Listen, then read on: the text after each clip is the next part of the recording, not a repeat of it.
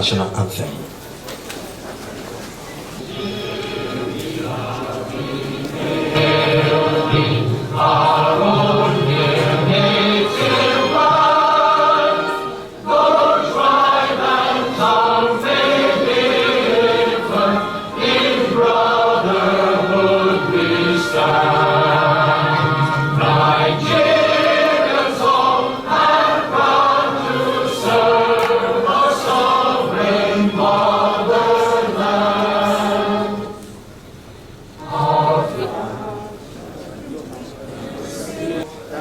Truth and justice reign shall be our symbol. That truth and justice reign. Peace all battle honored, and this we can't ask you. To hand out to our children a banner without stain. O God of all creation, grant this our one request. Help us to build a nation where no man is oppressed. Would you respect what it means standing for Greater Fire Anthem?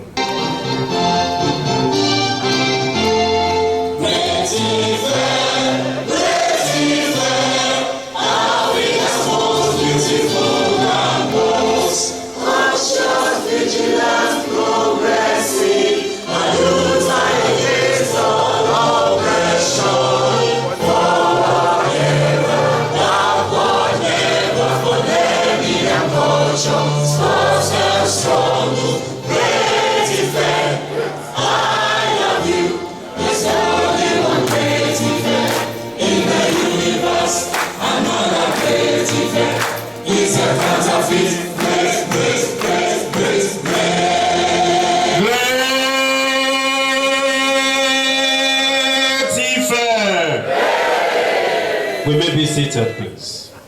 Side of the auditorium here. And as I'll be doing that, please let's give them a sounding round of applause. Yoruba will say, Oni Kanika Jeko She. On this note, I want to call on the Dean of the Faculty of Administration, Professor Salau.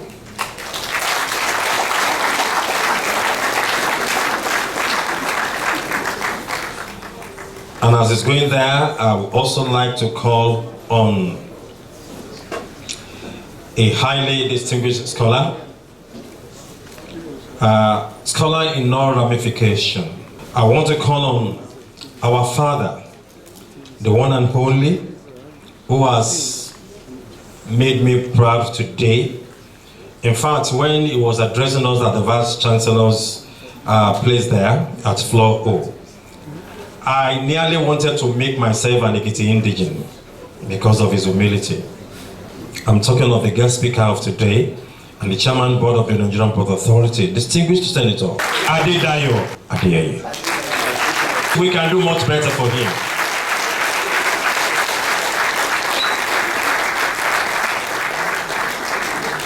And of course, I will be feeling my duty if I do not call on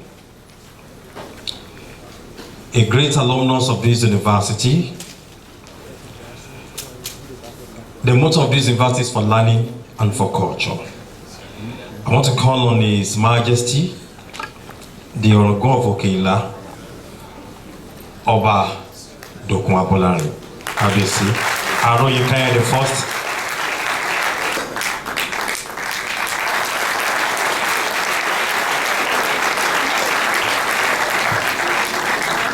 '83 and 1885.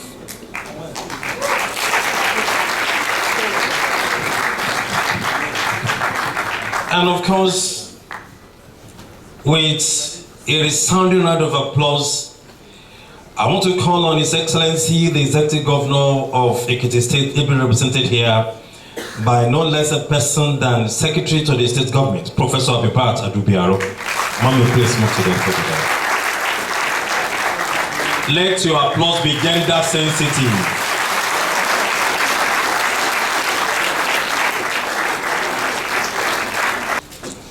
On this note, you let me do a few introductions, and let me say that the introduction will be done in phases so that I won't use the entire time recognizing personalities and dignitaries there. But I must, as a matter of duty, recognize a great Nigerian of international standing, distinguished Senator Ayo Arise. Where are you, sir?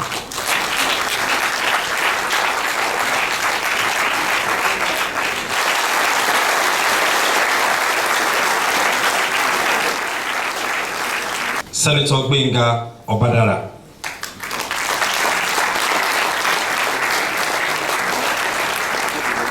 And of course, I have Right Honorable Olayemi Olabanji.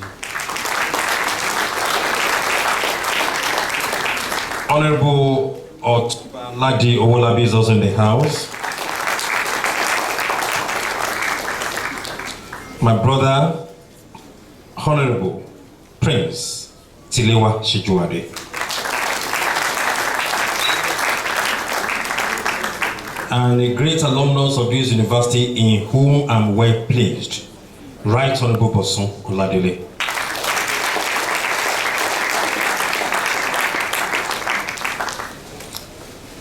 Honorable Ayo Ajayi, where are you, sir? Dr. Shegun Ategbole, recognize you. Prince Ajayi Ayeni, former chairman Ekiti Parapor, where are you, sir? Please. I would like to recognize, Barrister Afolabi Ujuawo, former SSG Ekiti, where are you, sir?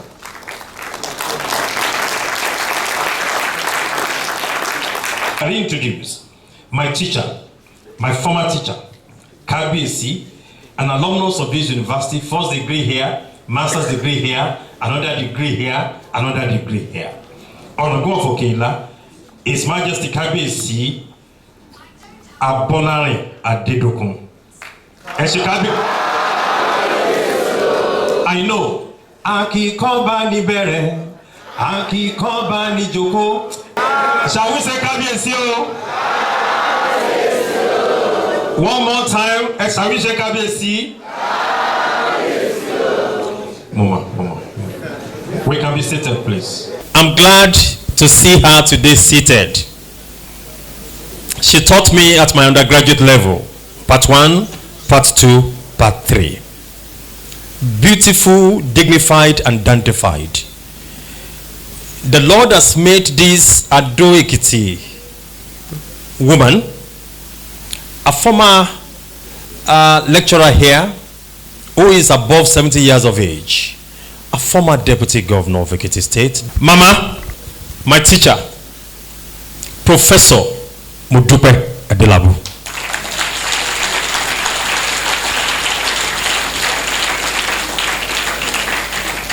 My brother here, Commissioner for Political Affairs and Intergovernmental Relations in Osun State, Dr. B. Odunlade. Where are you?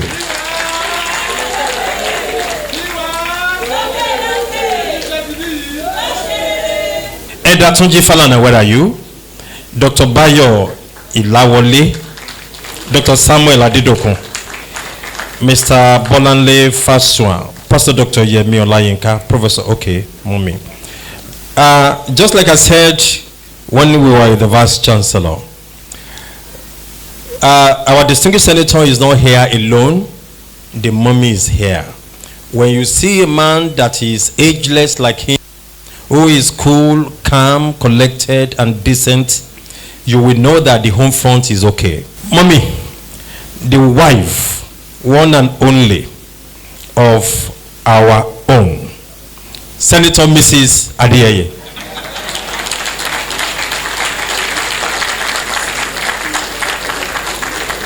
Ladies and gentlemen, permit me to call on the Dean Faculty of Administration to come and formally welcome all of us to this occasion. On his way, I would like to recognize the representatives of the Vice Chancellor, University of Ilesha, Dr. Omolara Fagbemi. Madam, where are you? Good morning, everybody. I aptly welcome the Vice Chancellor, Professor Adebayo Bamire, distinguished Deputy Vice Chancellors, Aderomu, Professor E.O. Akefala, and Professor Akane Akeyemi, the Registrar of the University, Mr. K.A. Bakari, the Bursar of the University, Mrs. O.I. Abogan, and the University Librarian, Dr. Olukemi Fadehan. We met all of them at Floor Home when our guest visited the VC in the office. The esteemed deans of other faculties present here, our respected head of department in the Faculty of Administration, distinguished professors present here, valued industry partners, many of them were around yesterday to enlighten our students as regard mentorship. Academic and non-academic staff in the Faculty of Administration and other faculties present here, other guests, our dear esteemed students, and I want to inform our guest lecturers and other people who are present here. For this program, we are using 3 venues. At the same time, we have the science studio here. Over 300 students are there now. And we are using BOOC. More than 500 students are there. And whatever we are doing here is being transmitted to them at the same time. It is my profound honor to welcome you all to the 2025 Faculty Week of the Faculty of Administration. Your presence today enrich this gathering and reflect our shared commitment to academic excellence. And I would also like to extend special appreciation to our guest lecturer and awardee of today, Senator Adedayo Adeyeye. Is a prince from Ekiti State, and currently is the chairman, Governing Board, Nigerian Port Authority, whose distinguished career, outstanding contribution to national development greatly inspire us, and we are privileged to have him in our midst. And I want to say publicly, we want to appreciate how you gave us a warm reception when we visited you in Abuja. And apart from that, the hospitality that you bestowed on the past day, a few months ago, we are very grateful, sir. And for you to leave Abuja late in the night yesterday down to Lagos, and here you are here with us this morning, we appreciate you. Also, we want to appreciate all the friends of the guest speaker, especially our royal father. We appreciate your presence here today. Your presence, we add value to this gathering, and we are grateful to you, sir. All the senators that accompanying the guest speaker, the members of House of Assemblies or National Assemblies, I may not know all our names, and I think our resourceful PRO of this university, Mr. Olanrewaju, he has done justice to that. We are very grateful that you are here. This year Faculty Week is centered on the theme, empowering the next generation through structured mentorship and professional engagement. A theme that captured the essence of our mission as educator and administrator. It also reflects the reality of rapidly evolving world that is defined by technological advancement, economic shift, and a growing demand for leaders. Our role as a faculty members goes beyond delivering lectures. We are custodians of knowledge.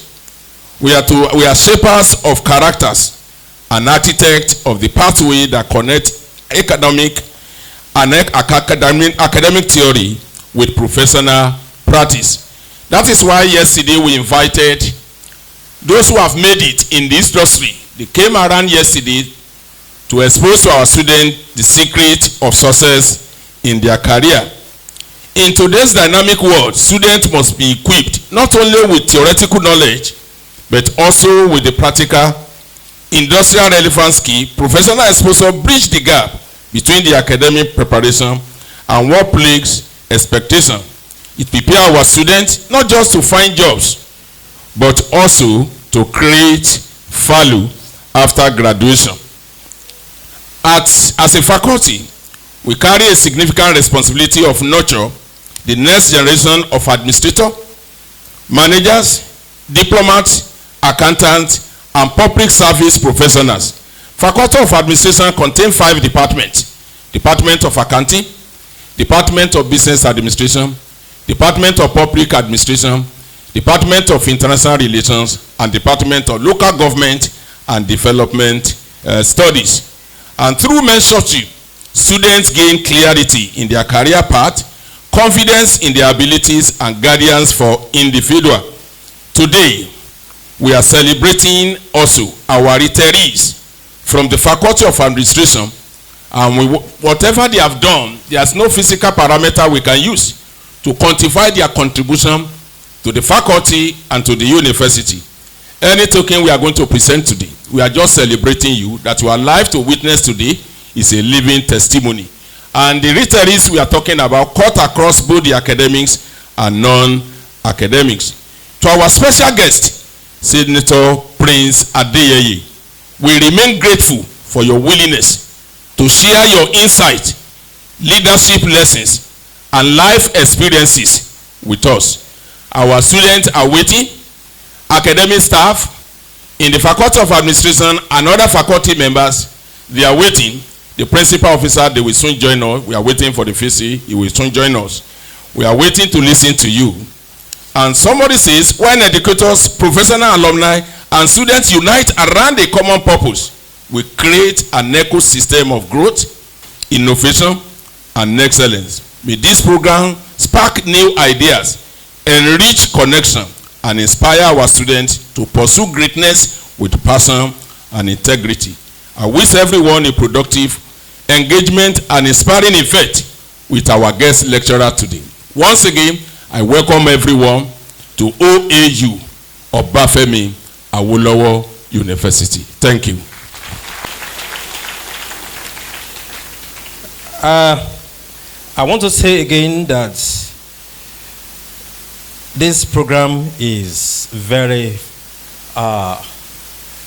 nice, very apt, even with the physical presence of the guest speaker for today. I want to recognize my colleagues, the gentlemen of the press from the broadcast media, the Television Continental, the AIT, and Arise News. We want the guest speaker with due respect. Daddy, sir, can you stand and remain standing? With due respect, sir, can you please step out and here? Please, let's be clapping for him as he's coming here. Daddy, sir, take a bow.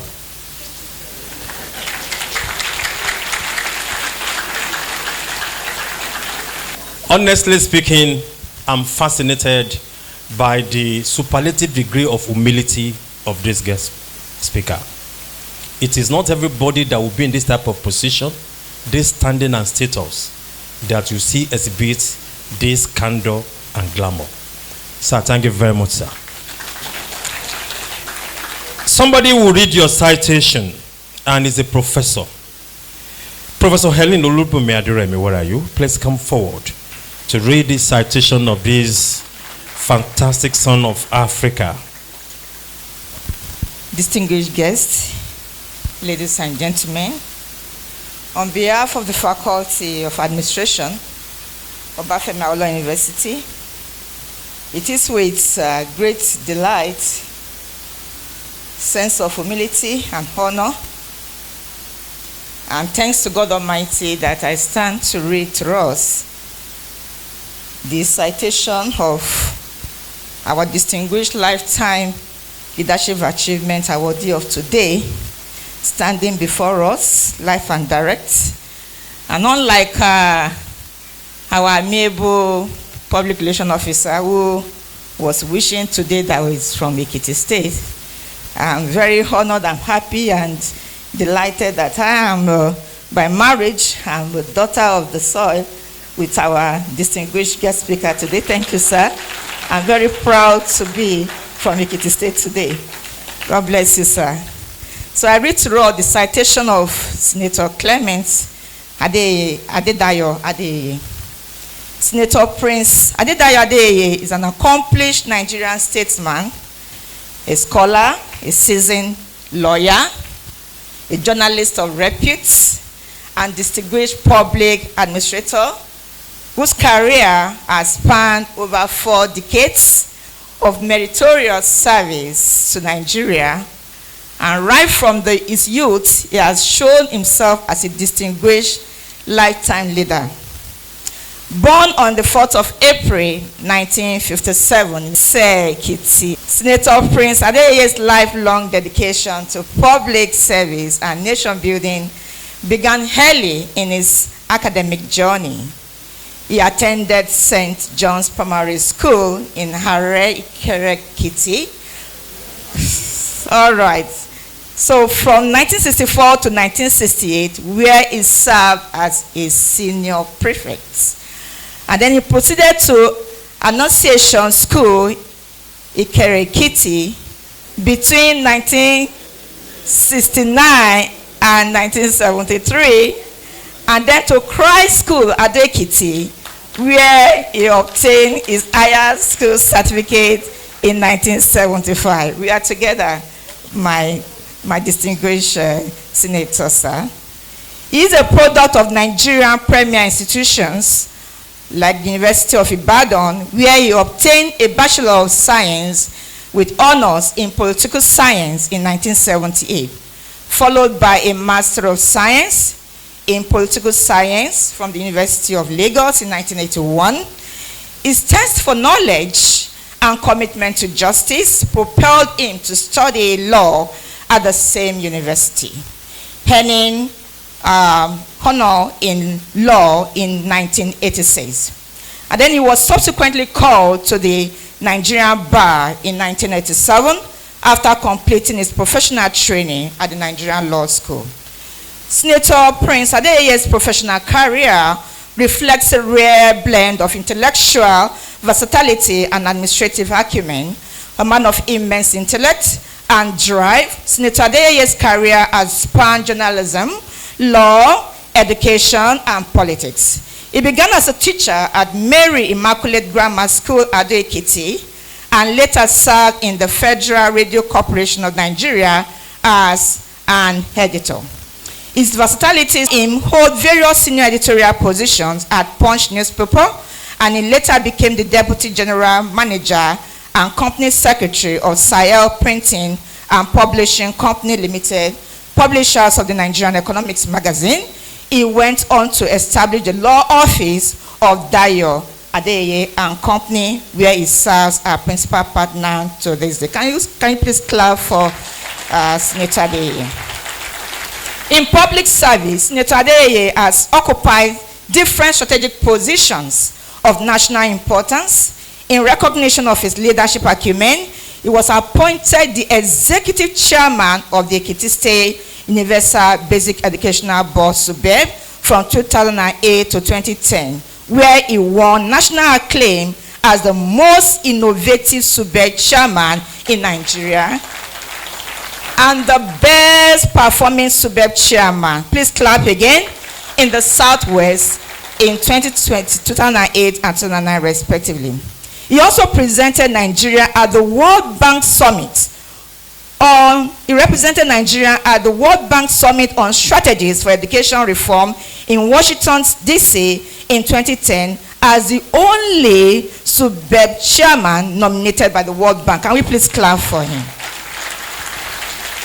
He also served as Minister of State for Works of the Federal Republic of Nigeria between 2014 and 2015. Please clap if you want to clap, you deserve it.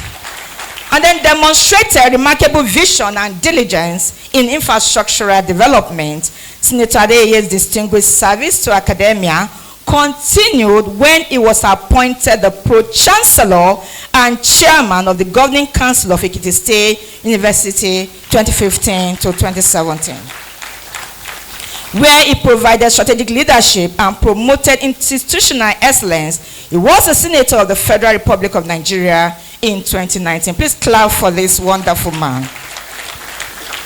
Politically, Senator Adeyeye is widely respected as a voice of the progressive movement in Nigeria. He has served as National Publicity Secretary of Afenifere, National Publicity Secretary of the Alliance for Democracy, and National Publicity Secretary of the People's Democratic Party. Please clap once again.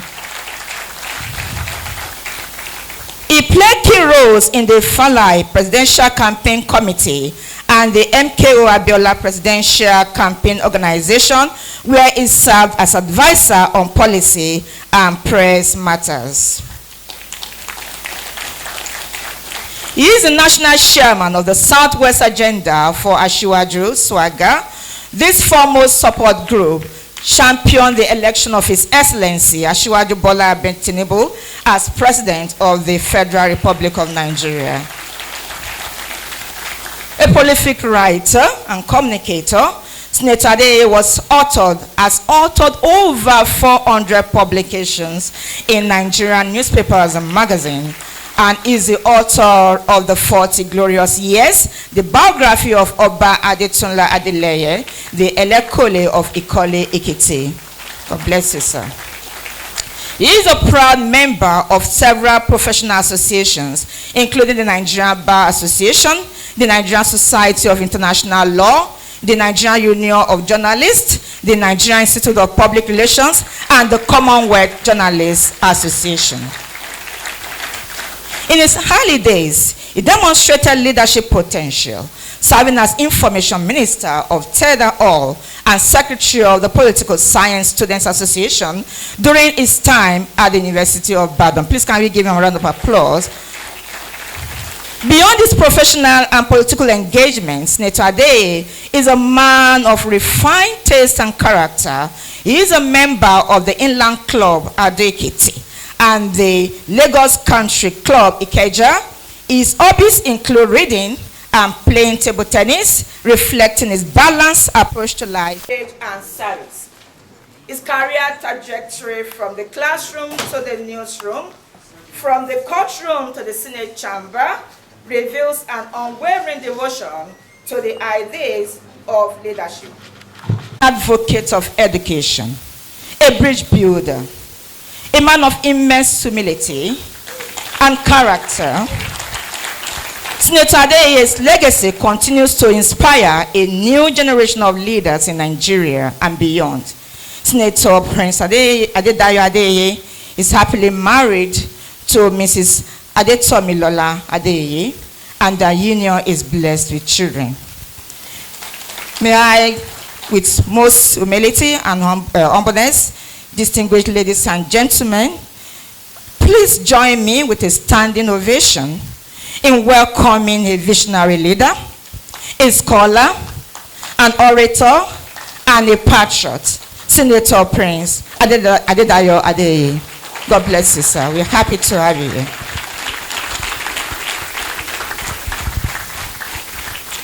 You can make your applause much louder, please. That is our guest speaker to deliver his lecture. As he's coming forward, I want to say loud and clear that Senator Prince Adeyeye is the founder of the first private radio station in Ekiti State, and that is Voice 89.9 on frequency modulation in Ado-Ekiti. Over to you, sir.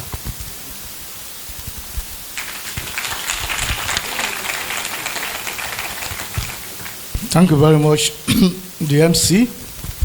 I want to thank especially some of the faces that I recognize here today. Starting with my very dear friend, a friend of almost 5 decades as well, that we played together. He said to me when we were sitting together there that they knew me more in Ife, University of Ife, then than University of Ibadan, which I attended. Because I was always coming here weekends to enjoy the social life here. with the great Dogsy, and unfortunately my late friend Ni Afuya, who was the Speaker of the State House of Assembly. He is now the Orogun of Okeila. Please let me clap for him.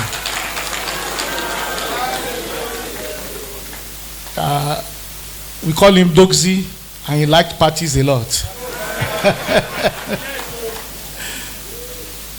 I want to thank my father here. His father to me in politics and in everything. Baba Afolabi Ojoawo, who is over 90 and is still managed to come here today. I thank you, sir. By the grace of God, you will still witness many more years in life. You aren't going anywhere yet. I also want to thank my dear sister, senior sister, a professor of this university, former deputy governor of Ekiti State, Mrs. Modupe, Her Excellency Mrs. Modupe Adelabu.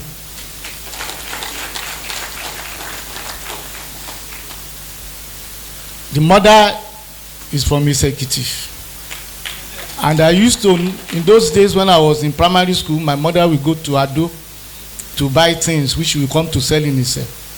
And we always go to High Life Bar, owned by Mama, the mother, to eat.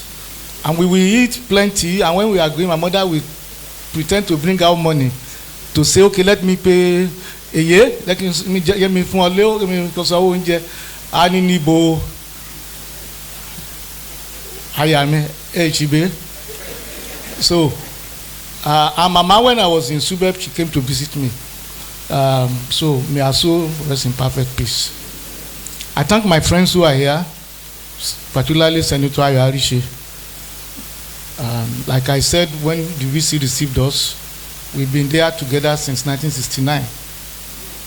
I thank Senator Badara, I thank Mr. Ayo Ajayi, Headmaster. I thank HMO, the great HMO. We were in Christ School together, classmates, and sitting with him there, Bola Fashion. My sister were also classmates in Christ School. I thank you for making it here. I thank His Excellency Ladi Owolabi, my brother Rufus Ojoawo, and Honorable Olabanji, Chairman of Swaga in Kwara State. Yes, he was a member of House of Rep for 2 times from Lagos. He's playing politics both in Lagos and Kwara, and is now the deputy chairman of the party in Kwara State. And so many people here. If I don't remember your name, please pardon me. If I go on and on, we won't deliver the lecture. But so I recognize everybody and I welcome you. I thank Baba Tuji Falana. He was our teacher in Annunciation. He taught Arichi and myself. We used to call him Economia. He taught us economics. I think when we were from 3, or from 2. From 2. Yes, in Annunciation in those days. I thank you, Professor Salau, for making this occasion possible. This lecture would have been delivered in June this year, but for the unfortunate incident when the former dean of the faculty, Professor Fagbon, suddenly took ill, and it was a very bad one. And so the program had to be postponed till December. And when Professor Lau became dean, he made every effort to ensure that we do this program this year. And that is why we are here. And I thank you for your visit to me in Abuja with your faculty members about 2 or 3 weeks ago. I appreciate it. I thank you very much. So I will read this lecture. I have tried to inside the car today. The lecture was written in June. On my way from Singapore, I branched one day in Dubai, and in that one day I wrote this lecture. A few things may not be very current there, but by and large, the points we raised then remain valid.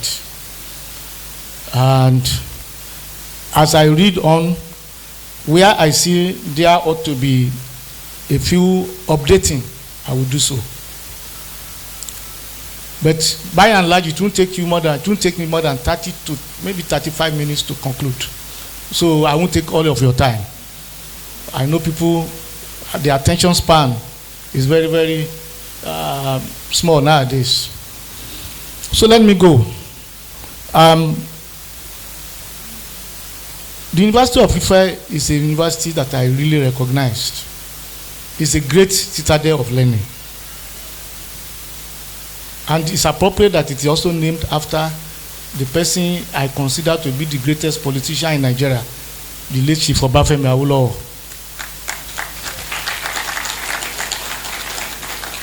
I am one of the people, together with Kabiyesi here, that popularized the wearing of this cap again in the 90s. It was almost dead. People were not wearing it. Then we revived it. And now I see it, some governors, everybody wearing it. They copied us. So it was because of the love we had for the Great Awo. And I remember when Papa Awo was doing a ceremony in Ikene and Kabiyesi was there and he shook his hand. He pocketed the hand for the whole day, never to use it.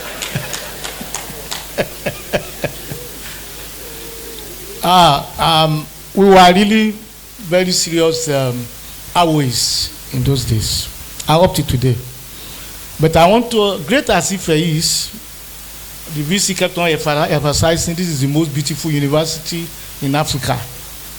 Yes, it is beautiful physically, but also beautiful with the kind of products that have passed out of this school. Nevertheless, you still have a lot to do to meet the standard of the greatest of the universities, which is the University of Ibadan, of which I am a proud alumnus.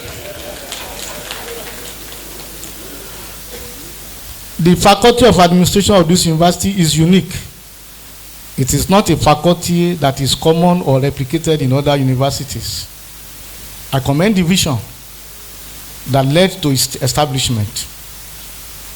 And I salute the industry and hard work of the pioneering scholars and professors that have propelled it to its current enviable position, not only in this university but in the world. I use this opportunity to pay tribute to the memory of the late Professor Jide Aluko, my townsman, who was the first African professor of international relations.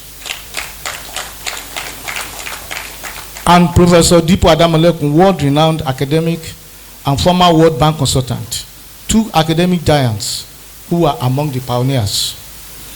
So many of my friends, associates, and colleagues have passed through this university as students, scholars, and teachers.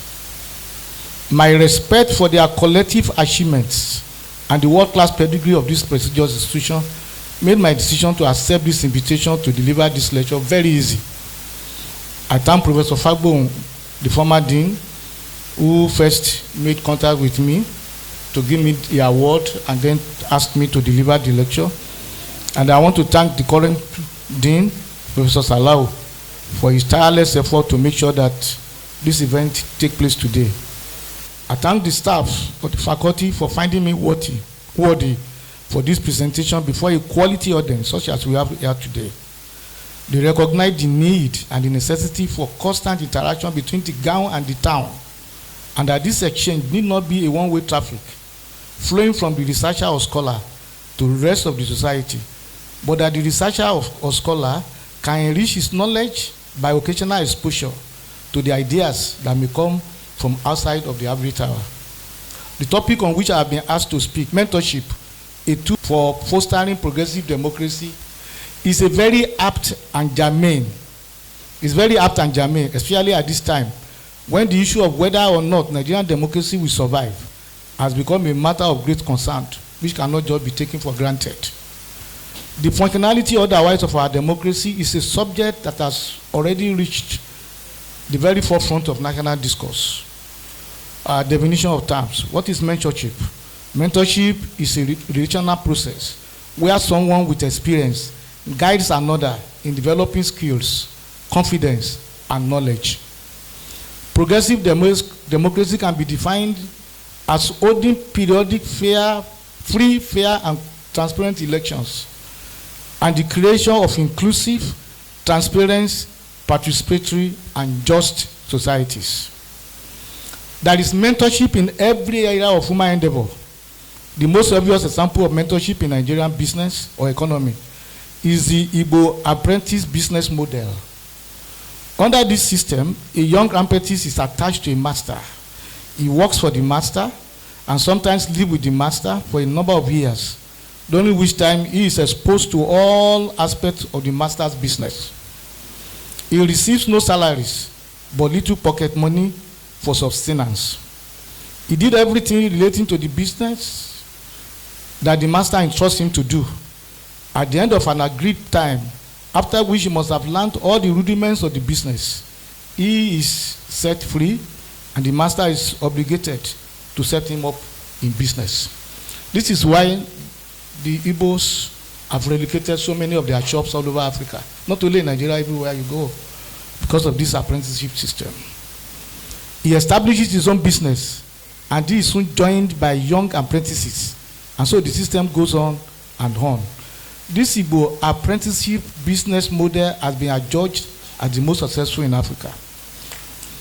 The relationship between Jesus Christ and his disciples is undoubtedly the most successful and the best example of mentor-mentee relationship in history. Jesus Christ deliberately chose the apostles, the disciples. They spent all their time with him. He urged them to leave everything to follow him. They lived and worked with him. He taught them his beliefs and the principles by which his Father, God Almighty, expects man to live his life. Essentially, man must live his life in service to God and humanity. Day and night, he taught them, not only in words, but by example of his own life. Having successfully completed this work of mentorship, Jesus Christ then confidently commanded his disciples, "Go ye therefore and teach all nations." Matthew 28, verse 19. Have they been successful in that mission? It's a question all of you can answer. Apostle Paul mentored the likes of Timothy, Titus, and Tychus, to whom he wrote many epistles, which form part of the theological foundations of the Church of Jesus Christ. Today, Christianity is the largest movement in the world, with over 2.4 billion adherents, thanks to the pioneering work of the disciples and those they mentored. Our entire educational system is based on mentor-mentee relationship. From primary school to the university level, students are taught by teachers, and they are expected to follow the example of the teachers. Next, perhaps to parents, teachers have the most influence on young minds. Within the universities, the faculties and the departments, there is a mentor-mentee relationship between not only the professors and the students, but also between the professors and some of the young lecturers. In the political arena, communist regimes always made the most conscious and deliberate effort at mentorship. Youth wings of the Communist Party are established at every level of society: the village, township, district, provincial, regional, and national levels. They are sufficiently schooled and indoctrinated with the communist ideology from early on in life. In the Defense Soviet Union, the Cosmosol was a critical example. It was the youth division of the Communist Party of the Soviet Union, CPSU. It was often referred to as the EPA and the reserve of the CPSU. The Cosmosol was established as far back as 1918 at the advent of the regime itself. Lenin knew too well the critical importance of mentorship as a means of regime sustenance and perpetuation. In 1985, I visited the Soviet Union on the invitation of TASS News Agency, one of the important propaganda institutions of the Communist Party. I was privileged to directly observe some of the activities and programs of the Cosmosol. I was greatly impressed by it as a veritable vehicle for leadership training and succession. Then I was a communist, I confess. And I went there to learn a few things, which I was thinking would be helpful in carrying out a communist revolution in Nigeria. Leadership training and mentorship is at the center of the Communist Party agenda in China. Young Chinese are brought up to appreciate the central role of the Communist Party in society. There is an elaborate system for the training of the young communist cadres. Western democracies, I have to jump over some things. Western democracies may not have such an elaborate and formalized systems, but they too have means by which young citizens are made to appreciate the values of democracy. In Singapore, which I visited a few months ago, the ruling party is the People's Action Party, PAP. It has been in power since 1963, winning all the elections it has contested against other parties. Singapore is a parliamentary democracy. Its relative survival and success is likely due to its recruitment process. There is a U-wing called Young PAP, YP. The YP is formed by Singaporeans from the age of 17 to 40 years old. YP forms an integral part of the party's effort to inject new blood and a fresh infusion of minds into its leadership as it seeks to connect with the younger generation. The YP is very influential in the party and constantly submits policy positions and proposals to government for implementation. Many of them rise eventually to become members of parliament and ministers of government. Among the most popular one-on-one mentorship relationship in history are those between the American Civil Rights Crusader, Dr. Martin Luther King, and Bayard Rustin. Rustin was a pacifist and strategist. He guided and shaped Dr. King's philosophy of non-violent resistance. In South Africa, Nelson Mandela often acknowledged the influence of Walter Sisulu, who mentored him politically and ideologically. In India, Mahatma Gandhi mentored Jawaharlal Nehru, who became the first Prime Minister of India. In Nigeria, Sir Ahmadu Bello, the Sardauna of Sokoto, mentored the first generation of northern political leaders, imbibing in them the spirit of northern solidarity. Yours truly was privileged to learn at the feet of the great Afenifere leader, Abraham Adesanya, and Chief, now Oba Olufalaye.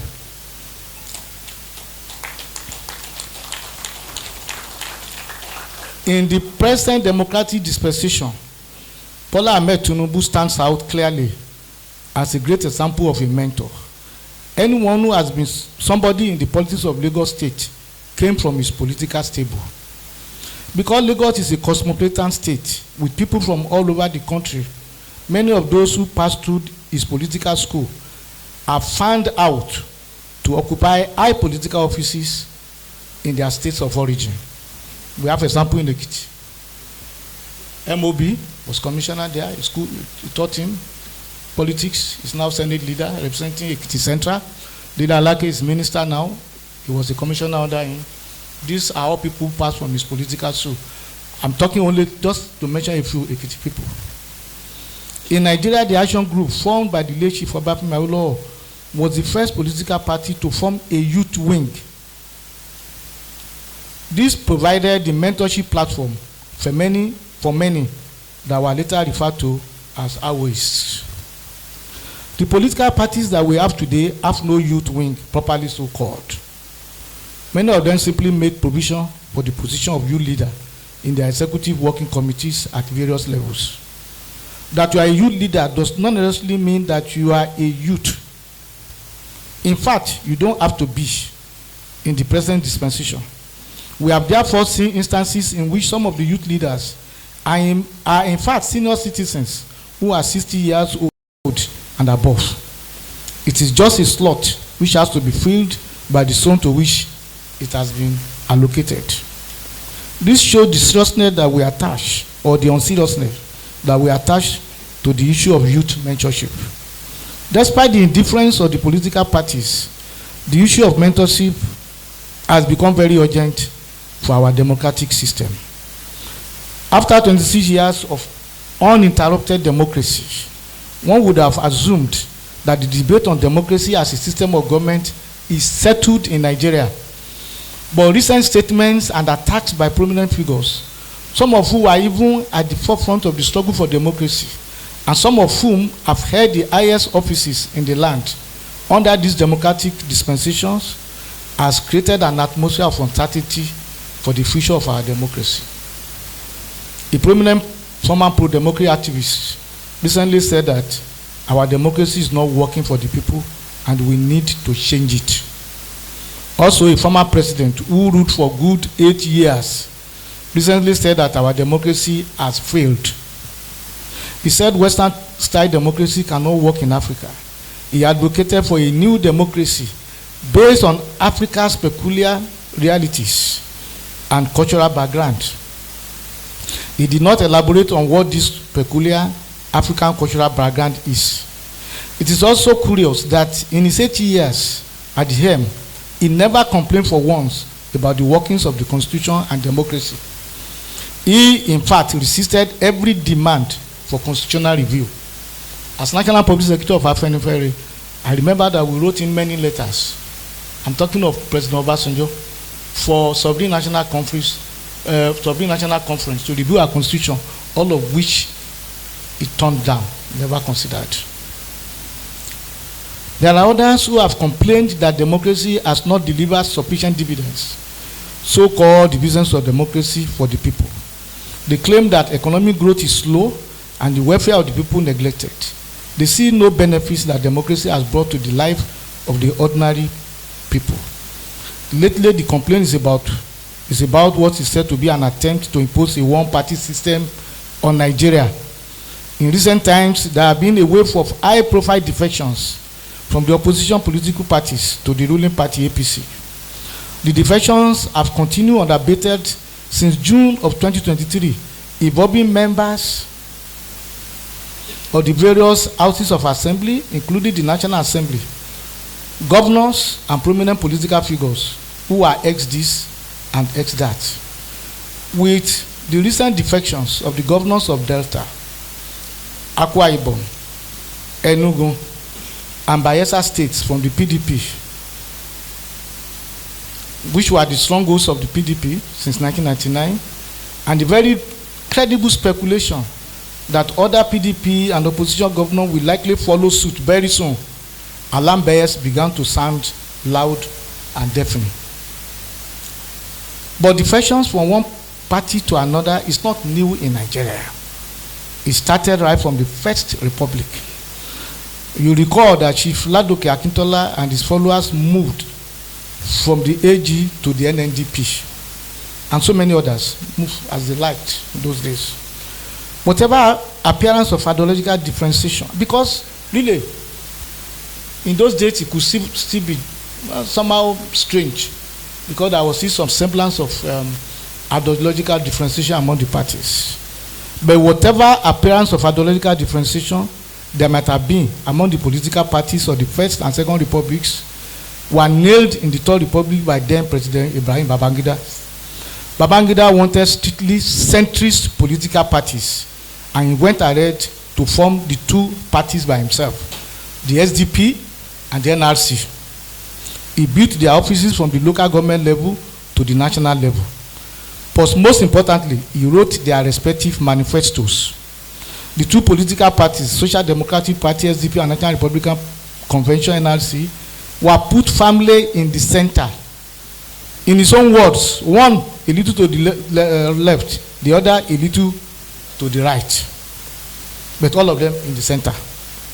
With that, he sounded the death knell on the role of ideology in Nigerian politics. Without serious or contentious ideological differences, Nigerian political parties have looked very much the same.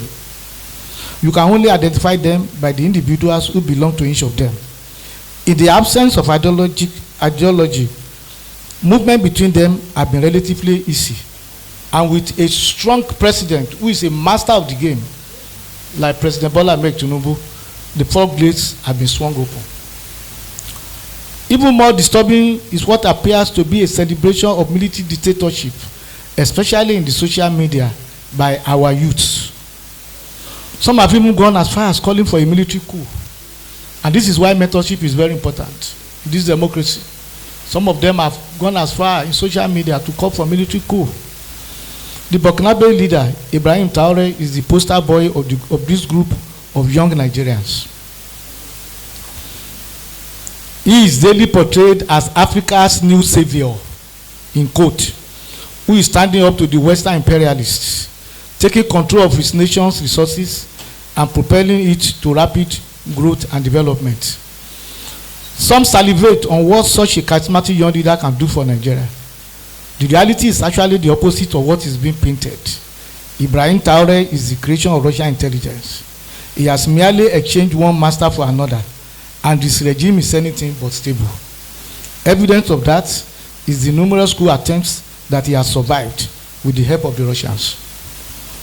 Let those who want military dictatorship be reminded that we have passed through that road before, and it was a very unpleasant experience. It was a time in which you could be jailed for writing the truth, but if it embarrasses the government, under Decree 4. You could be jailed for, the government can seize you for any reason under Decree 2.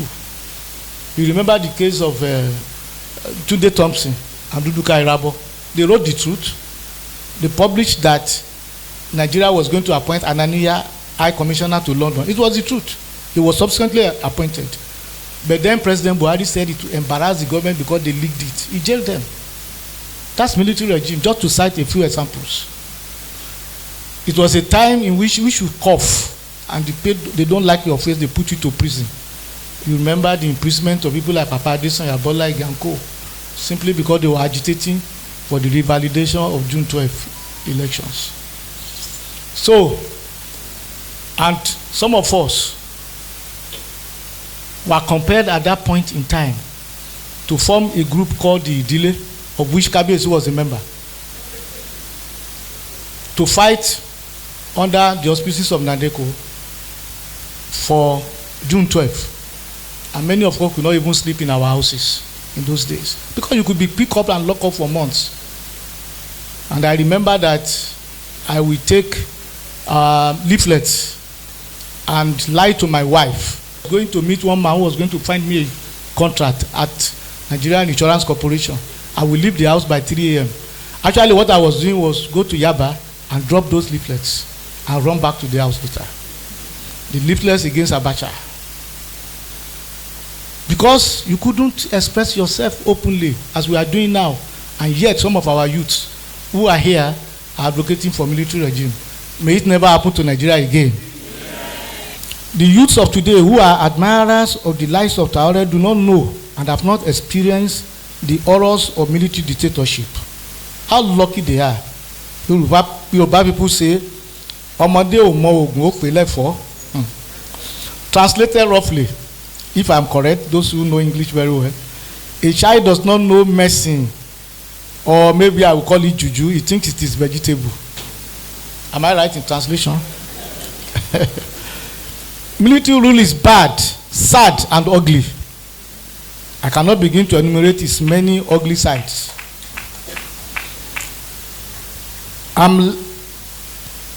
Let me just say that I agree with the saying that the worst democracy is better than the best dictatorship.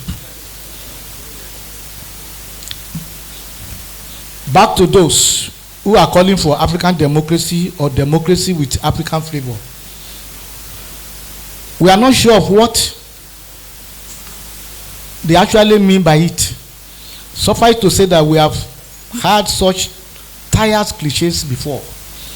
It all started in the immediate post-independence years, when the first set of African leaders who had risen to power through competitive multi-party elections supervised by the departing colonial masters quickly turned their nations to one-party systems or dictatorships on the excuse that Western-style multi-party democracy was alien to Africa. They argued that African societies abhor institutionalized opposition. Decisions were always reached by consensus, at the village scale or anywhere. This argument misses the point. There is no monolithic African culture. Within a nation like Nigeria, there are several ethnic groups with different languages, culture, religion, and system of administration before the advent of colonialism. Now that these disparate peoples have been brought together in one country, which particular culture, religion, or pre-colonial system of administration are we to build our so-called African homegrown democracy on?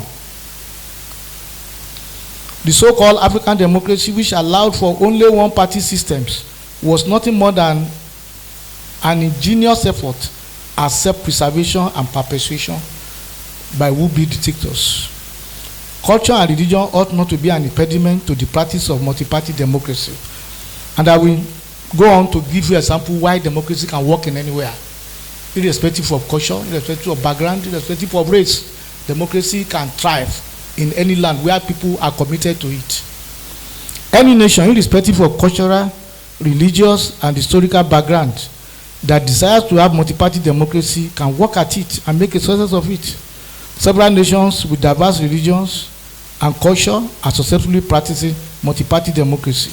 India, an Hindu majority country with substantial Muslim and Christian population and more than 500 ethnic groups, have been practicing Westminster parliamentary democracy uninterruptedly since independence in 1947.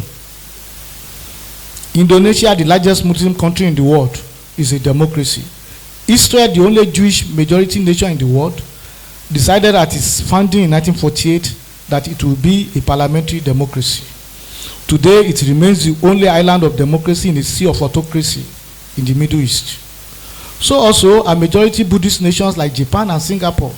Japan, since the end of the World War II, has remained a parliamentary democracy. Singapore embraced democracy at independence and continues to maintain it.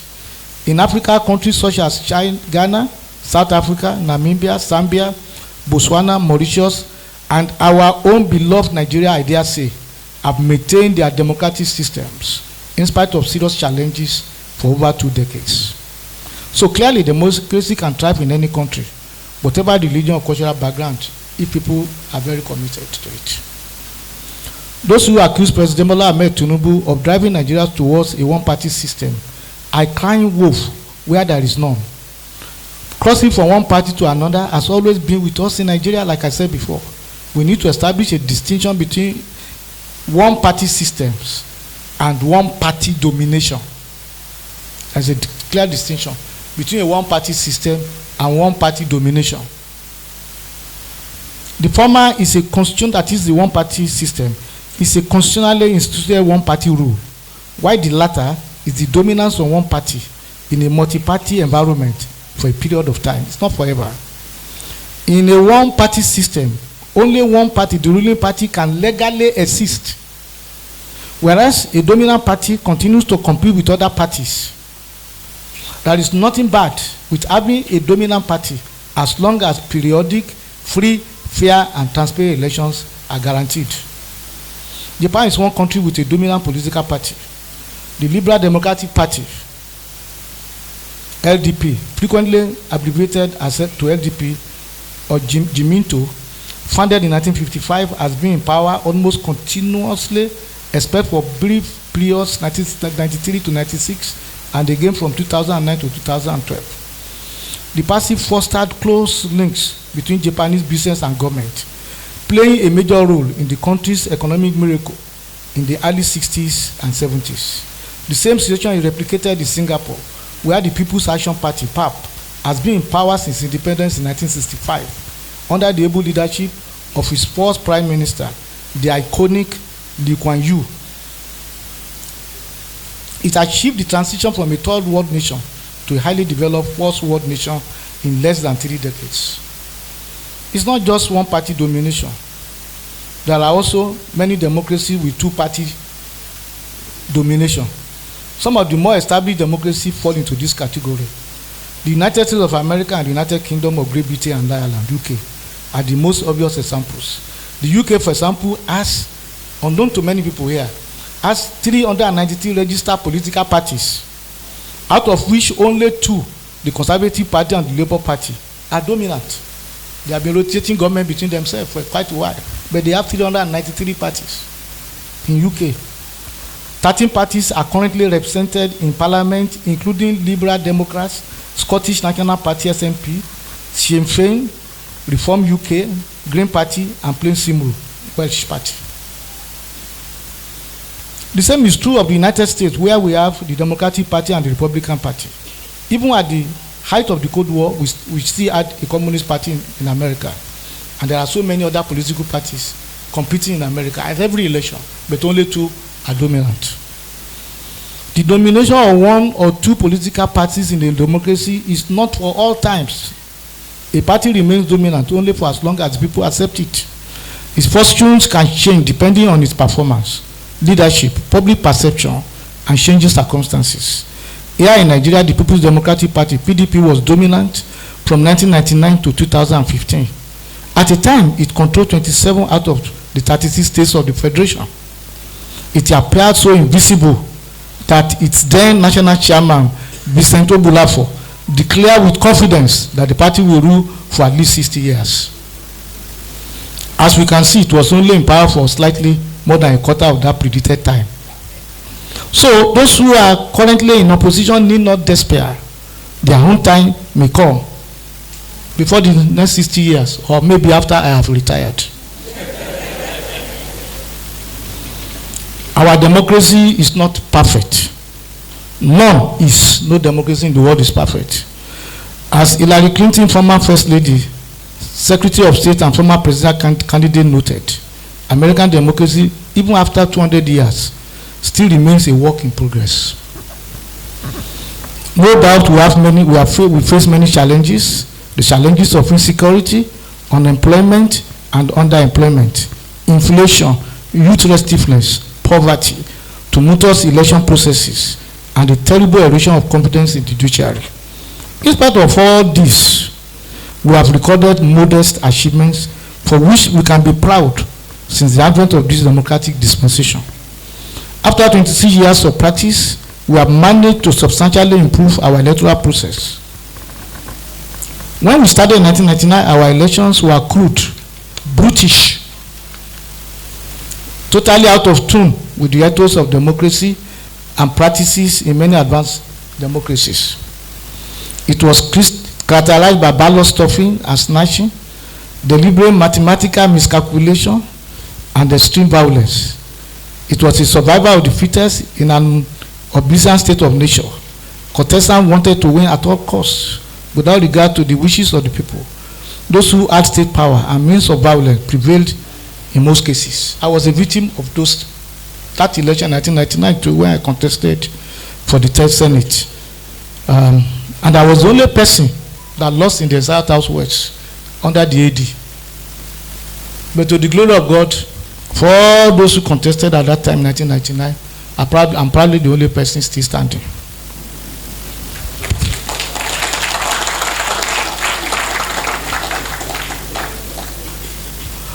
The worst came in the 2007 elections. Every effort was made by the ruling party to win at all costs. Before the elections, attempts were made to disqualify some candidates of the opposition parties using the EFCC as a weapon. There was widespread rigging and violence all over the country. The courts had a busy day trying to make sense out of the chaos. In the process, it too became embroiled in controversies arising from some of the most obnoxious judgments ever delivered in the history of this country. There were oohs and cries everywhere. The authorities could no longer pretend that things were normal. With the elected president, Musa Yar'Adua, openly and honestly admitting that the election that brought him to power was fraught with irregularities, the stage was set for a serious attempt at electoral reform. Our elections have gradually improved since then. With the continued deployment of more and better technologies, the opportunities for electoral manipulation and fraud have been drastically reduced. I don't say eliminated, it has been drastically reduced. Gradually, election outcomes have become true reflections of the wishes of the people. The great work that has been done and the impressive result achieved is often not appreciated by commentators and some parts of the elite class, in part because of the culture of politicians never to accept the result of any election they lose, no matter how free and fair. The battleground has now shifted to the courts, where many believe they can manipulate and corrupt the system to secure undeserved victory. 2023, I want us to interrogate the 2023 elections in this respect, because Election is coming in 2027, and when you talk to some of our youths, they will say, no, which election, they will rig it again. They will rig it again. I believe it's my duty in this lecture, at least to give an example of one election, to see whether that election actually reflected the true wishes of Nigerians or not. So we look at 2023 elections. This election was, some people claim, particularly the obedience, they say it was massively rigged everywhere in Nigeria. So let us interrogate it. There were three major presidential candidates, namely Atiku Abubakar, PDP, Peter Obi, Labour, and Bola Ahmed Tinubu, APC, the eventual winner. Bola Tinubu won in 12 states. Atiku Abubakar won in 12. And Peter Obi won in 11 states and the FCT. Rabiu Musa Kwankwaso won in his home state of Kano. The absolute figures and the percentage of votes scored by each candidate or party were as follows. APC 8,794,726,000, representing 36.61%. PDP 6,984,520, representing 29.07%. Labour Party Peter Obi 6,101,533, representing 25.4%. The three major parties virtually slashed the country into three equal parts among themselves. 2007, which was as follows: Yar'Adua 24,638 and 663, representing 70%. Yar'Adua in 2007. Buhari 6,605,299, representing 18%, and Atiku Abubakar 2,637,848, representing 7%. Now let us note that the total number of votes cast in 2007 was by far higher than in 2023, despite increase in population and the number of registered voters. The gap between the candidates was wide. Yar'Adua won 32 states out of 36, 2007.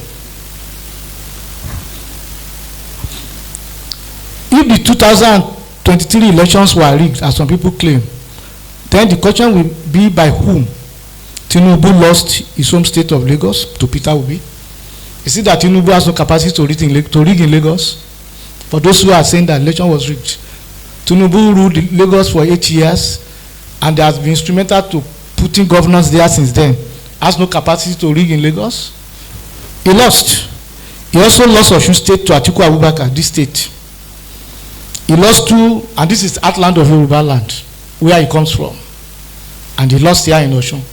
Was the election in Osun rigged? If it was rigged, by who? Atiku Abubakar. Not by Tinubu. But Tinubu did not win here.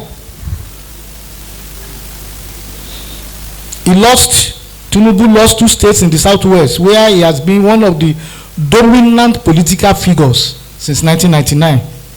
The other 2 candidates won their home states handily. Atiku Abubakar won massively in Adamawa. Peter Obi won massively in Anambra. In fact, Peter Obi did not win less than 90% of the votes in any of the 5 southeastern states. And yet, he's the one crying that the election was rigged. In some of the states, he won 97%.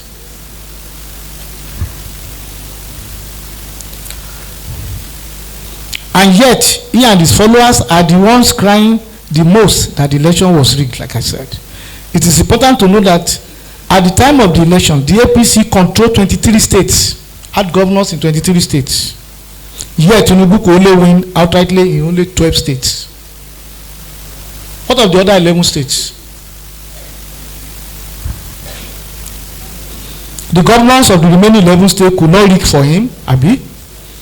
This is just to prove, I bet at rudimentary level, the allegation that the election was rigged cannot survive serious forensic analysis and scrutiny. So I dare say that 2023 elections was free and fair and transparent and the true reflection of the wishes of the Nigerian people.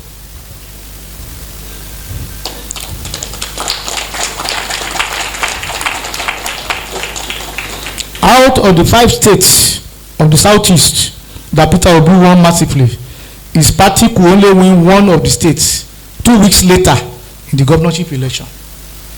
You won massively 95%, and 2 weeks later, only one state you could win. Your party could only win one state. At the gubernatorial level, APC lost in Osun, Kano, and Zamfara, and won in Sokoto.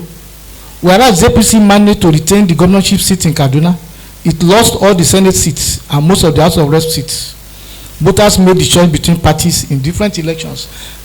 Sokoto, where APC won the governorship, it was a PDP governor that was on seat.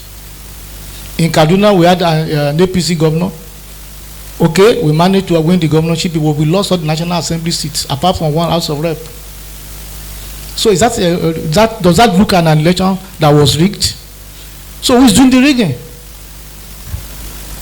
But we like to just go by the popular thing. When people are saying, oh, the election is rigged, the election is rigged, everybody will start shouting the election was rigged. But I dare say that our elections have improved substantially.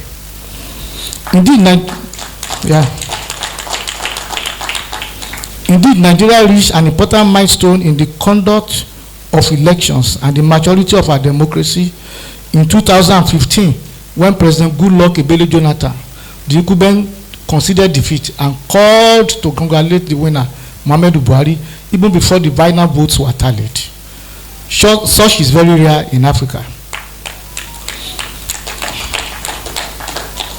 As we can see, even in the other democracies, this easy acceptance of election results can no longer be taken for granted, even in the most advanced democracies like the United States. President Donald Trump refused to accept that he lost the 2022 presidential election. He refused to concede and congratulate Joe Biden, the winner. Till today, after even coming back for the second time, he continues to maintain that the election was rigged. So, the point being made is that we deserve more credit than we currently give to ourselves for the great progress we have made in the organization and conduct of our elections. Have we reached perfection? The answer is no. But we are making progress, and there is always ample room for improvement. The blanket condemnation of our elections is rather harsh and placed into the hand of those who do not particularly fancy democracy.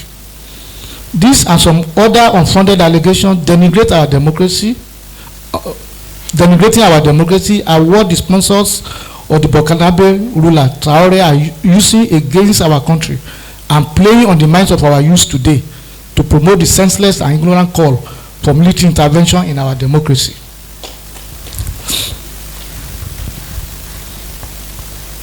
Let me talk briefly about dividends of democracy. We talk so much about dividends of democracy.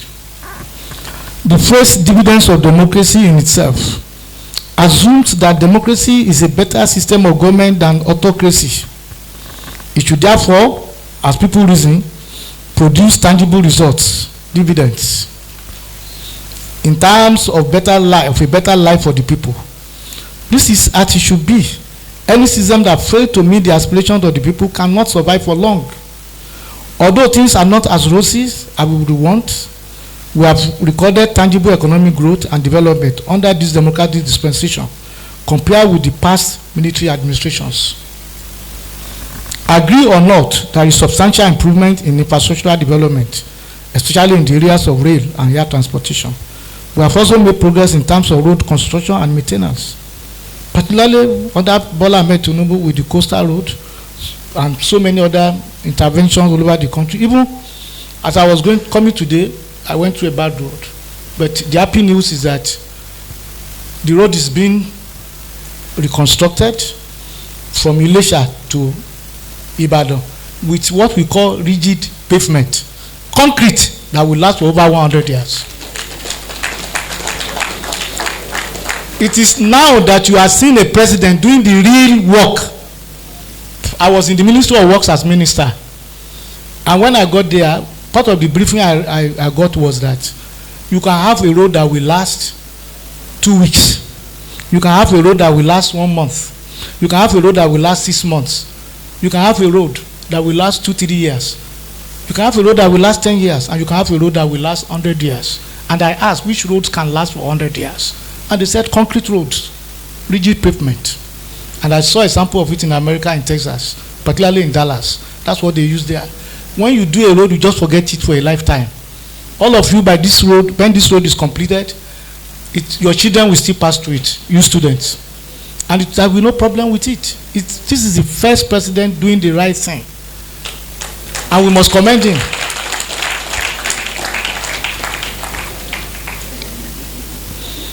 Agricultural production continues to increase. Nigeria now exports more than import agricultural products. This is evident in the recent trade surplus of 209.6% increase, amounting to a whopping 18.86 trillion for 2024. Although we must admit that the problem of food insecurity persists. Most significant is the breakthrough in industrialization. In the 70s, 80s, and 90s, we imported over 90% of our cement requirement. Remember the cement armada of the 70s when our ports were congested. We imported cements with ships waiting for as long as 6 months before they could discharge their cargo. Now we are a net exporter of cement. The same is true of other commodities like sugar and salt. I recently concluded a tour of the Nigerian ports, and I was amazed. The kind of thing Nigerian export is growing. As a matter of fact, I was briefed that there is now more export than import to Nigeria. Dangote cement, Dangote refined oil, salt and sugar, leaving Nigeria, and so many other products has more or less, changed the paradigm for Nigeria, such that Nigeria now, if not balance, we probably are about achieving it, a balance between imports and exports. So we must give kudos to ourselves for that. And do you know what I discovered during my tour of the ports in Calabar? I saw small ships, and the Honorable Ola, who is a member of my board, is there. We were on tour together. He will bear me witness. I saw a lot of small ships carrying Nigerian goods, Bombita, Indomie, rice, everything you can imagine. They were carrying to Cameroon and other West African countries. And I asked people at the port, this is what they do every time. They say, yes, those people cannot survive without these Nigerian products. And yet, so I'm always saying this because it is not all a picture of gloom and doom. There are certain things that are cheerful and for which we must commend ourselves.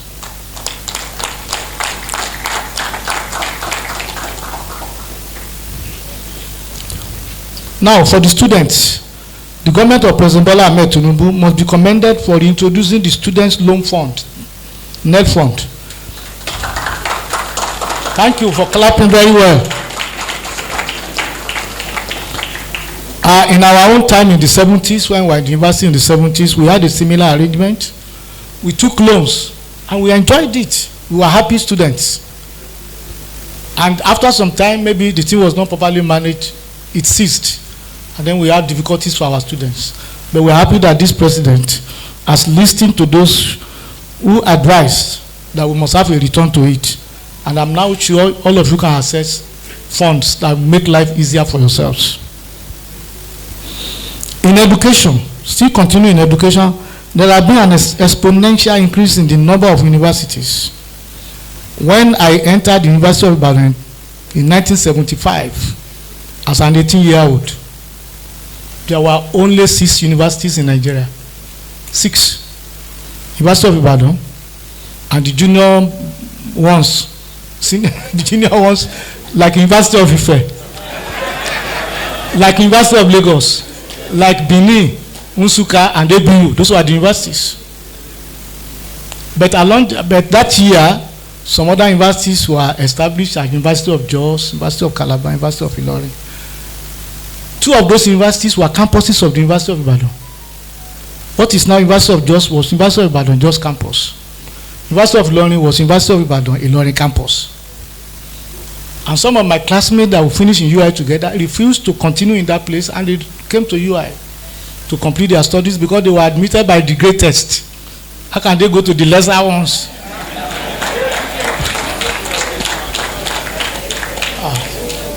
So, VC, You still have a lot. You are still growing. You are still growing. You have somebody. You have one to follow. Now we have 283 universities, out of which 11 were established by President Bola Ahmed Tinubu. 11 universities between 2024 and 2025. In 1 year, the president, within a period of less than 2 years, he established 11 new universities, federal. That's a great achievement. And don't forget that from independence to 75, you have only 6 in 15 years. So we must commend ourselves. This is mainly as a result of the increase in population and the growing demand for higher education. The explosion has been fueled mainly by investments in higher education, also by individuals, organizations, religious missions, and other private sector entities. The government has also, for the first time in the history of this country, considered seriously the issue of funding in the education sector. It established the Universal Basic Education Commission for basic education, primary school to junior secondary school, and the Tertiary Education Trust Fund, TET Fund, for universities, polytechnics, and for universities, polytechnics, and colleges of education. The two commissions have managed to address the problem of inadequate infrastructural facilities and training of personnel within their areas of jurisdiction. One can only imagine what the situation would have been without these commissions. The situation is not yet ideal for the universities, especially in the area of emolument for university staff. If we are to stem the problem of brain drain and achieve long-lasting peace and stability in our tertiary educational sector. Despite government efforts in this sector, there is need for greater funding. Education is the cornerstone of development in any society. In this regard, the government must substantially increase funding of the universities to support research, training, the provision of world-class facilities, and better emolument for the university staff. The election of Bola Ahmed Tinubu represents a watershed in Nigerian political history and a paradigm shift in national economic management. In his inaugural speech, President Bola Ahmed Tinubu announced that petroleum subsidy was gone. It was a bold and courageous decision, which every right-thinking leader and perceptive observer knew was long overdue. Every Nigerian leader since Sani Abacha knew that the subsidy regime was unsustainable and inimical to national development. The subsidy regime opened a new vista of corruption and wastage of national resources. It became an avenue to get rich quickly by those who were highly connected, and also a wasteful extension of largesse to the neighboring countries who abandoned fuel importation and rely solely on gifts from their big brother, Father Christmas, Nigeria. Yes, I want the students to note this point. And I'm going to cite a personal example. 2023, after the elections, during Easter, I decided to go on tour of West Africa, from Nigeria to Ghana by road. And I took my wife along.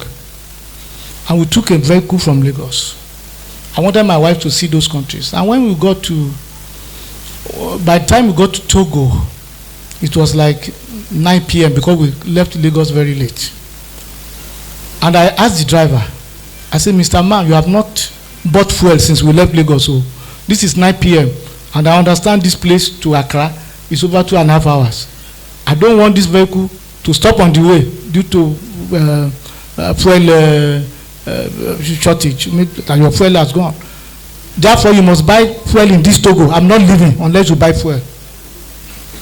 So the man said, I'm not going to buy fuel. I said, why? He said, this fuel will carry me to Accra and back to Lagos. What I have here. I said, how is that possible? Then he confessed. He said he has built a big tank. That's what all of them are doing. They build very big tank and buy cheap fuel in Nigeria that will take them to Ghana and back. They can't afford to buy fuel in any of those countries then. So I said, that was the time we were buying fuel here for 180 or 200 per liter. So he said this fuel will take him to Ghana and back. And I should not worry. That if not for that, he would have charged me 3 times the amount that we paid. So we got to Ghana, and the following day I hired a vehicle to take us around Accra. And the driver went to a petrol station. Meanwhile, in Togo and Benin, I did not see any fuel station selling fuel. The fuel were along the roads in bottles and jerry can all over. The government of those countries never imported fuel for almost 10 years. They depended on Nigeria. Then in Ghana, a liter was sold to us. I saw the liter, I saw the thing, I converted the steady to naira, and it was like 950 naira per liter. At the time we were selling it for 180 in Nigeria. So I told my wife, I said, see, this is not sustainable. See how much they are selling it in Ghana, and Ghanaians have not died. So we can't continue, and most of the other countries are using our fuel. And the Ghanaian guy told me, he said he would have bought from black market, which was cheaper, but I was in a hurry. That was why I had to go to petrol station. So it was not possible. It was not sustainable. And so President Bola Ahmed Tinubu did the right thing by removing the fuel subsidy. I say it without any fear of contradiction, boldly, that he did the right thing. Every leader, like I said, wanted to end fuel subsidy, but they lacked the courage to do so. Tinubu had the courage. By the end of the Buhari regime, Nigeria was at the point of death from the subsidy suffocation, so to speak. All the three presidential candidates, the three major presidential candidates, Tinubu, Atiku, and Obi, promised to remove petroleum subsidy. In fact, Obasanjo administration, under which Atiku served as vice president, made the promise early in their administration. Had they had the courage then to do so, the pain we are going through today would have been much easier. But they lacked the courage. And now, the former president criticizes everything. It is therefore surprising that the two other candidates who lost the election are now criticizing the removal, trying to capitalize and score cheap political points from the inevitable pains that Nigerians are going through. It is obvious that if any one of the two had won the election, he would not have had the courage to follow through with the policy. That would have been another costly mistake and another hope betrayed. The second leg of the reform was the unification of the foreign exchange system. The unification eliminated the arbitrage that existed in the foreign exchange regime. It used to be the practice that those well connected will obtain foreign currency at the official window, only to go round trip and sell at huge profit at the black market. They made huge profit without doing anything. Why genuine business people find it extremely difficult to obtain allocation? Rent seekers had a free day. Such a major distortion will ultimately kill any economy. The combined effect of the two policies have been to stabilize the economy and redirect it from an economy that encourages rent seeking to one that promotes productivity and innovation. Two of Nigeria's topmost business leaders, Aliko Dangote, Africa's richest man, and Abdul Samad Rabiu, a foremost industrialist, have recently testified to the salutary effect of these policies for the business environment. Foreign investment in the economy has increased significantly, and ratings by most of the international credit rating agencies have been mostly positive. Money saved and earned as a result of this has significantly increased government revenue, enabling the government to meet its debt obligations. The government recently paid off the $3.4 billion IMF loan obtained in the COVID years. This was apart from the earlier clearance of all backlog payments of over $80 billion owed to foreign airlines operating in Nigeria. But most importantly, the subnational, the state governments and local governments, they are the major beneficiaries. Their revenues have tripled. People forget that in this country, we were in a situation in which state government were not able to pay salaries, not to talk of pension or gratuity. We were in a situation in which state government were not able to receive enough subvention from state governments. We were in a situation in which embargo was placed on employment all around everywhere. And now suddenly the state governments are having surplus, and some of them do not even know what to do with. No doubt the reforms have come at great pain for the poor masses, and especially the middle class, whose standard of living has been eroded. But the government has honestly admitted that the policies have indeed caused great pains to the most vulnerable and have taken remedial measures to alleviate the sufferings. The government has increased investment in social safety nets, introduced targeted intervention for low-income households, and more than doubled the minimum wage. Still more needs to be done, but with inflation easing, prices of food have gone down. This time last year, the price of a bag of rice was about 110 or 105. I understand it's now about 58 or 55. Half. It has gone down by half. Food production is rising, prices of food dropping, and investment returning. There appears to be real hope for a brighter future for Nigeria.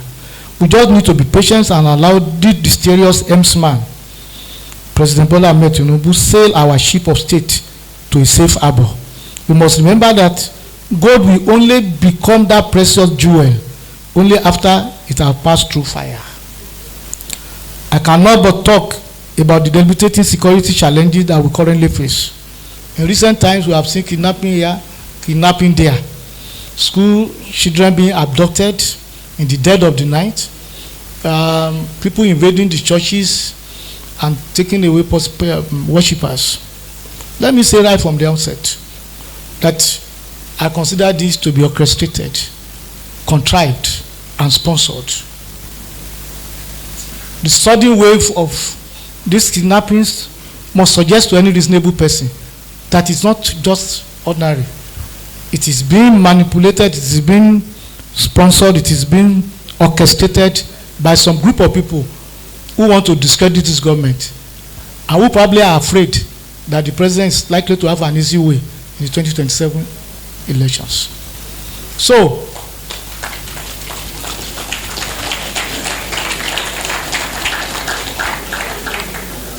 it is not ordinary, but I can assure you the government, President Bola Ahmed Tinubu, is taking the situation very seriously. And to me, the whole situation will backfire on them. Because, amen, the president has rolled out a very serious security emergency program, which I believe, if properly implemented, with more boots on the ground, with more ammunition, with states having their own police, with everything, this problem will be solved and we will put it behind us once and for all.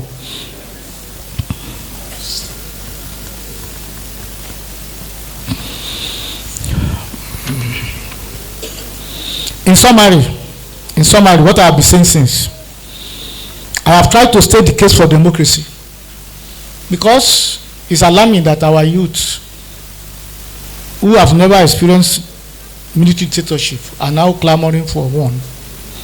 So I have taken my time to make the case for democracy, especially our present democratic dispensation. We must ensure its survival. While things are not perfect, we have certainly made great strides in political, economic, and social development. We have enjoyed relative political stability for more than 2.5 decades.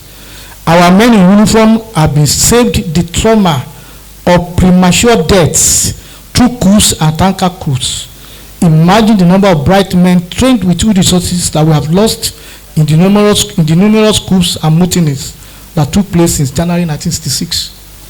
Dimka coup alone, 1966 coup, you saw the number of people it consumed. 1976 coup, the Dimka coup, by the time Abisoye panel came out, over 60-something people were executed. People you have just used your money to train. In the Oka coup, another almost 60 people were executed. And so on and so forth. And if not for God that saved the situation in 1999, Dia and so many others, almost 30 or 40 again would have been executed. We had a situation in which if you have military friends, and one of them is here, ABM, it was difficult for you to go to the mess and talk anyhow. You are not free. Because they came out with an idea, with one rule that says accessory after the fact, or before the fact. That you had it. Some people discussing, you didn't participate, and they will execute you. That was the case of Major Bamidele. I was in Punch then, 1985, in the coup of Vatsa. This man, Bamidele, in 1983, he heard about the coup against Shagari. He had it. And he went to his GOC to report. That was General Mohamed Buhari. He said, sir, I'm hearing about a coup. And Buhari said, Buhari was part of the planning of the coup, just merely detained him, put him in a guard room. Straight away, he was never released for another 6 months. So by 1985, he was in Makurdi. I said this because the wife came to me, very fat woman. She came to me in 1985, begging that her husband's life, our one punch, she came to all of us, the editors, that our life, the life of her husband be spared. That her husband did not know anything about this school. And truly, when the report or the panel that tried them came, the man did not know. The man said before the panel, he said in 1983, I heard about this thing. I went to my GOC. I told him I was in the cell for 6 months. This time around, I was in Makurdi. I went to the officers' mess. People were criticizing the government of Babangida. I did not participate in the criticism, but I heard them criticizing. But they were not planning anything. And so I just went away and kept quiet to myself. Do you expect me to go and be telling people that people are criticizing Babangida and then I will be detained? I don't know who I'm talking to. Yet the man was executed. And that's why I'm saying that democracy has spared the life of these military officers. And that is one good thing about democracy. You can be sure. Because if you, let me go on, I will still cite more examples. Embedded in military regime is the seed of instability. It comes to power by violence. It can only be replaced by violence. In constitutional democracy, there is certainty of maximum tenure for any elected official.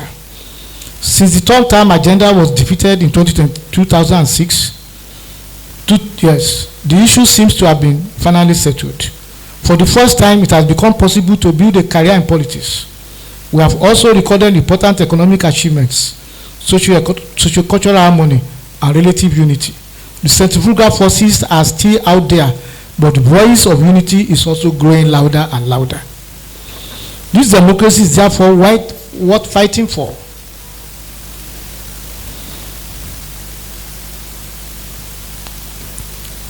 Worth fighting for, even for the sake of the military guys, that you want them to come to power. It's not in their interest.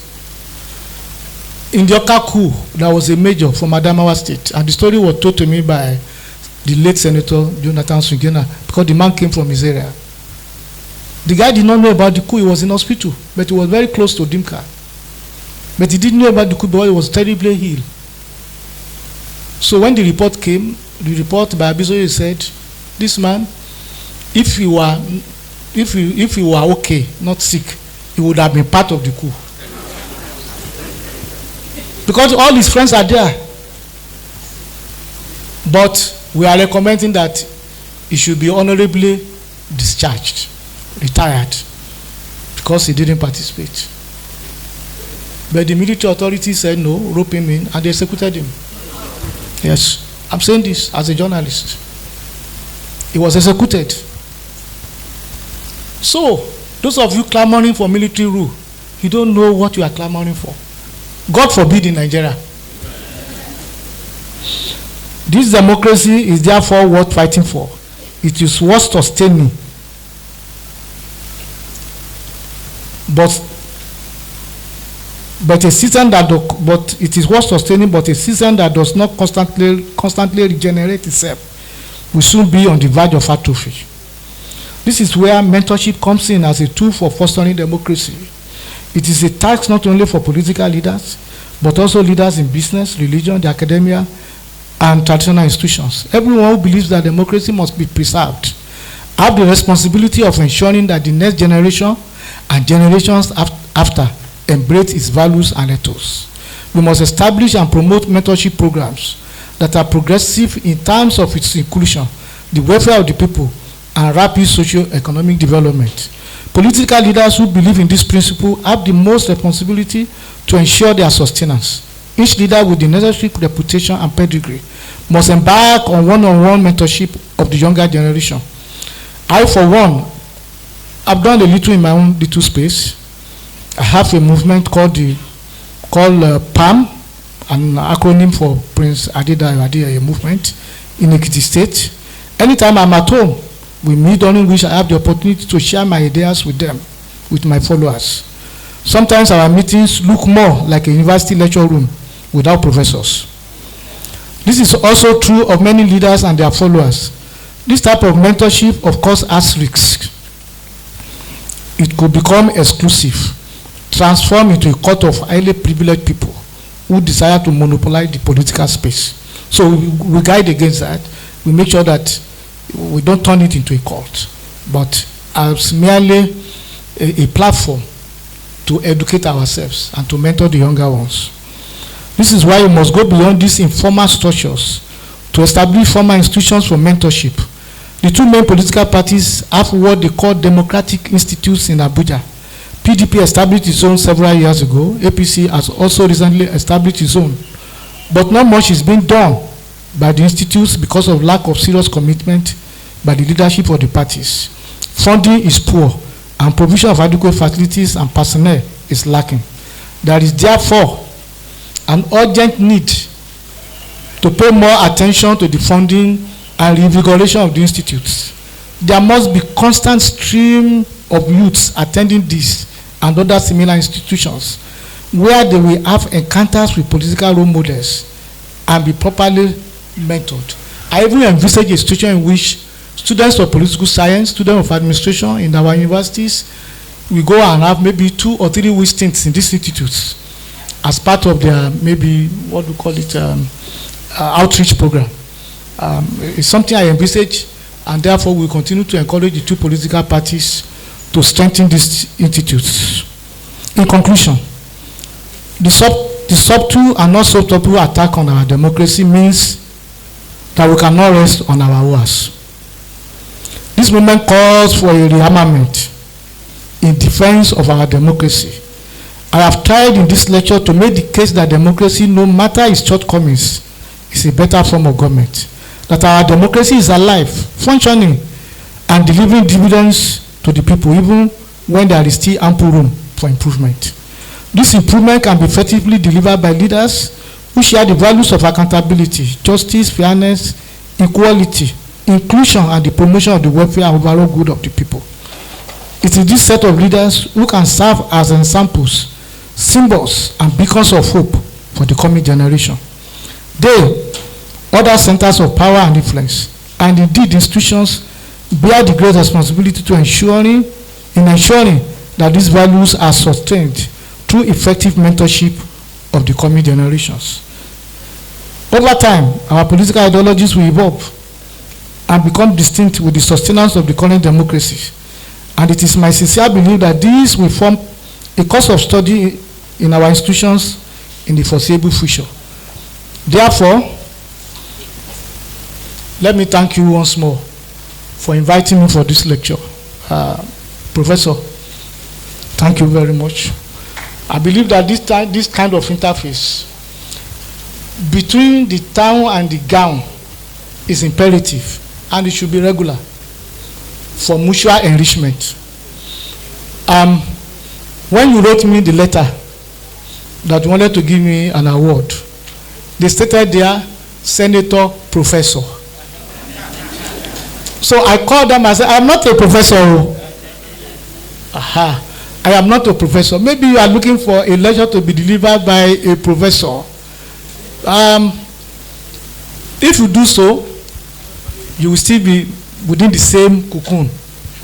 I believe that outside of this environment, occasionally you need to bring in people who are not within the ivory tower, who have different perspectives. So some of the things you do here.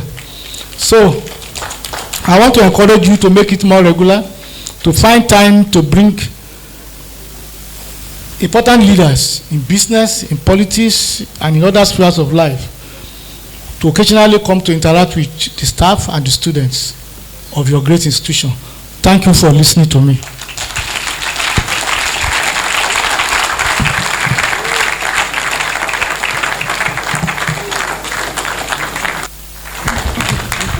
Please, we can do much better for him. Please, with due respect, keep clapping until he gets to his seat.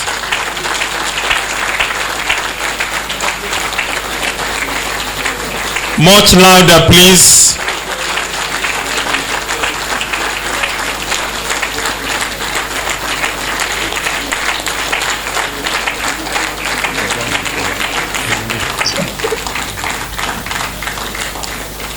Yes, thank you very much. We may be seated.